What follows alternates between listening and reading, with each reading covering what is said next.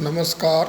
मेरा नाम राम कल्याण मीणा, सह आचार्य राजनीति विज्ञान, राजकीय महाविद्यालय झालावाड़। आज हम BA part first paper first में जो सामाजिक समझौता सिद्धांत है राज्य की उत्पत्ति का, उसके जो समर्थक हैं थॉमस हॉब्स, उनके बारे में चर्चा करेंगे कि उन्होंने किस प्रकार से सामाजिक समझौता सिद्धांत की व्याख्या की है। हॉब्स इंग्लैंड का महान दार्शनिक था और उसकी विचारधारा पर दो बातों का प्रभाव स्पष्ट रूप से देखा जा सकता है। प्रथम थी उसके मन में व्याप्त भय की भावना और द्वितीय राजवंश के व्यक्तियों से उसका संपर्क। स्वयं हॉब्स का कथन है कि आर्मेडा के वर्ष में उसकी जननी ने दो जुड़वाओं को जन्म दिया, उसे तथा भय को।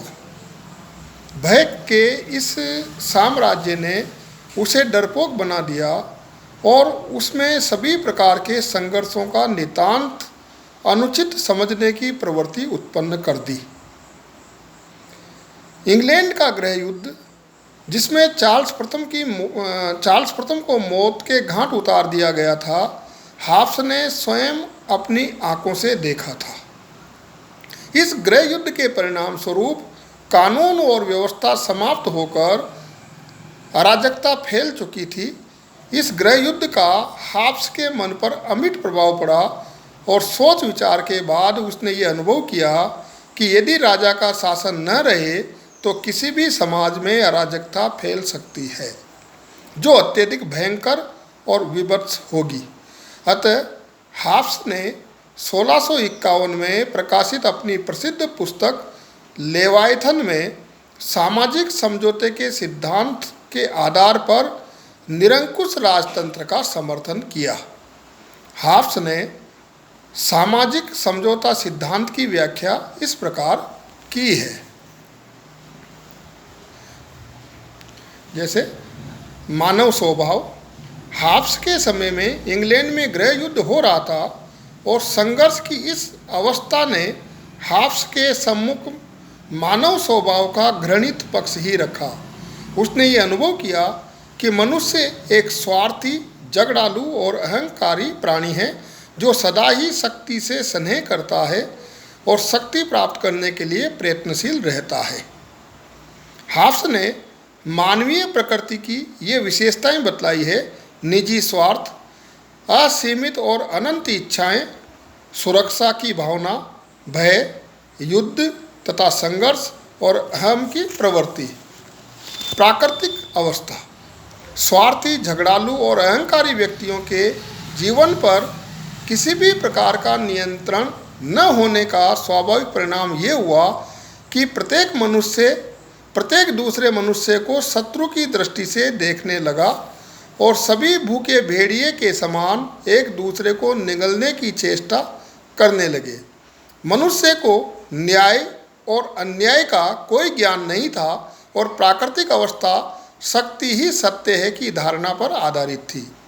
जो कोई जो कुछ भी ले सके और जितनी देर अपने पास रख सकने में समर्थ हो, वही उतने समय के लिए उसका हो जाता था।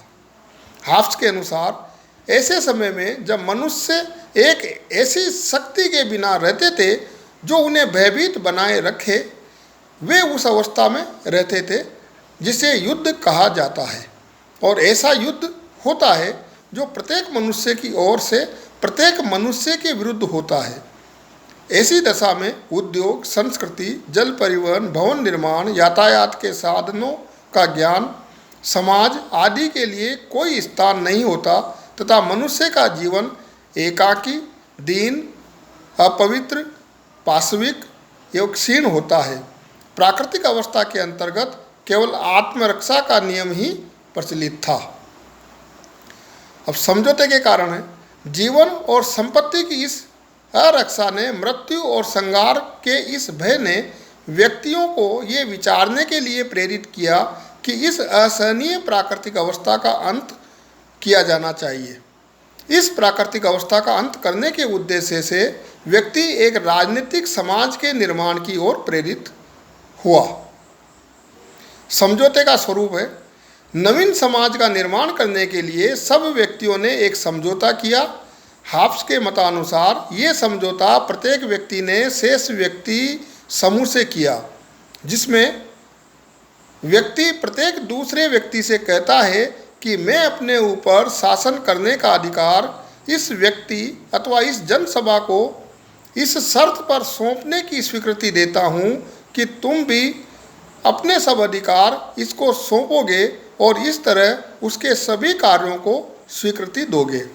इस प्रकार सभी व्यक्तियों ने एक व्यक्ति अथवा सभा के प्रति अपने अधिकारों का पूर्ण समर्पण कर दिया और यह व्यक्ति या सभा उस क्षेत्र में सर्वोच्च सत्ता बन गई। यही राज्य का श्री गणेश है। इस समझौते के अंतर्गत शासक कोई पक्ष नहीं है और यह समझौता सामाजिक है, राजनीतिक नहीं। शासक समझौते का एक पक्ष न होकर समझौते का परिणाम होने के कारण उसका पद समझौते से कहीं अधिक उच्च है। समझौता पूर्ण निरंकुश, अटल तथा अखंड है। नवीन राज्य का रूप।